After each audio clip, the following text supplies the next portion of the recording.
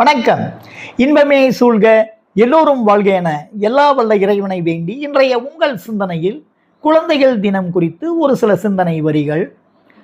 1989ஆம் ஆண்டு நவம்பர் 20ஆம் தேதியை உலக குழந்தைகள் தினமாக ஐக்கிய நாட்டு அவை பிரகடனப்படுத்தியது. அன்றிலிருந்து இன்று வரை அந்நாள் மிகச்சிறப்பாக சிறிய அளவும் பெரிய அளவும் கொண்டாடப்பட்டு வருகிறது.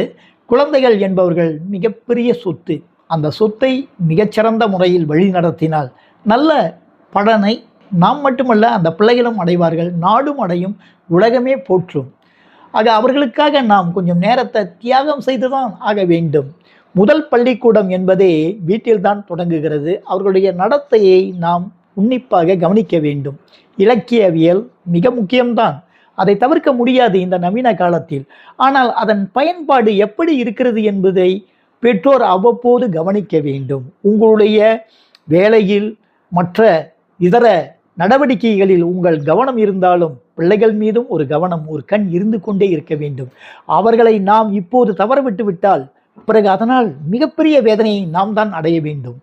அண்மையில் கூட மாரா பட்டமளிப்பு விழாவில் நம்முடைய நாட்டின் பேரரசரும் பேரரசியாரும் வலியுறுத்தி சொல்லியிருக்கிறார்கள். பள்ளிக்கூடங்களும் கல்வி நிலையங்களும் வெறும் அறிவை மட்டுமல்ல, அதோடு ஆன்மீகம், தர்ம சிந்தனை, வாழ்வியல் சிந்தனை, நன்னெறி, கட்டொழுங்கு இவற்றையெல்லாம் போதித்து வலியுறுத்தி அவர்களை வழிநடத்த வேண்டும் என்று. ஆக அவர்களோடு பெற்றோரும் இந்த சமுதாயமும் கூட்டு சேர்ந்தால் மிகச்சிறந்த ஒரு எதிர்கால சந்ததியை நிச்சயமாக நாம் பார்க்கலாம் என்று கூறி, மேலும் இது போன்ற ஒரு சிந்தனையோடு அடுத்த வாரம் உங்களை சந்திக்கின்றேன். அன்புடன் மு. கணேசன்.